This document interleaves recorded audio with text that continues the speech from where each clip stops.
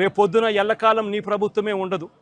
రేపొద్దున కన్ను మూసుకొని కన్ను తెరిచేసరికి మరో 3 సంవత్సరాలు అయిపోతుంది. 3 సంవత్సరాలు అయిపోతే ఆ తర్వాత వచ్చేది మా ప్రభుత్వం. మా ప్రభుత్వం వచ్చిన తర్వాత ఇదే చంద్రబాబు నాయుడు గారి అడుగులకు మడుగులెత్తిన ఈ పోలీస్ అధికారులకు ఎవరెవరైతే అన్యాయాలు చేశారో, ఎవరెవరైతే తప్పుడు పనులు చేశారో వాళ్ళందరిది కూడా లెక్క జమా తీస్తాం. వాళ్ళందరినీ కూడా చట్టం ముందర నిలబెడతాం.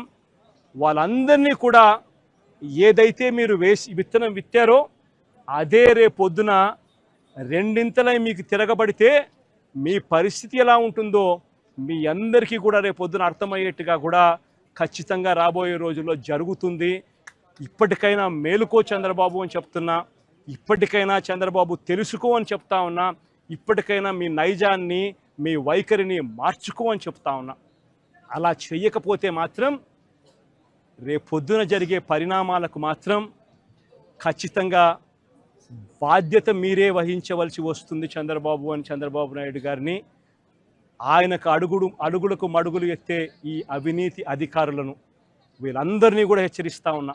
అధికారులు కొంతమంది అనుకుంటా ఉండొచ్చు, మేము రిటైర్ అయిపోతామనో, లేకపోతే వీఆర్ఎస్ తీసుకొని పోతామనో, లేకపోతే ఇక్కడ నుంచి కనపడకుండా విదేశాలకు వెళ్ళిపోతామేమో అని చెప్పి అనుకుంటా ఉండొచ్చు. ప్రతి అధికారికి చెప్తా ఉన్నా, సప్త సముద్రాల అవతల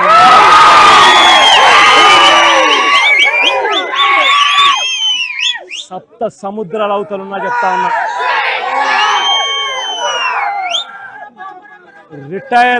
రిటైర్ అయి ఉన్నా కూడా చెప్తా ఉన్నా. విఆర్ఎస్ తీసుకొని ఉన్నా కూడా చెప్తా ఉన్నా. ప్రతి ఒక్కరిని పిలిపిస్తాం. ప్రతి ఒక్కరిని కూడా పిలిపించి మీరు చేసిన ప్రతి పని కూడా చట్టం ముందర నిలబెట్టి మీ అందరికీ కూడా ఖచ్చితంగా శిక్ష పడేలా ఖచ్చితంగా అడుగులు పడతాయని మాత్రం ప్రతి ఒక్కరిని హెచ్చరిస్తా ఉన్నా.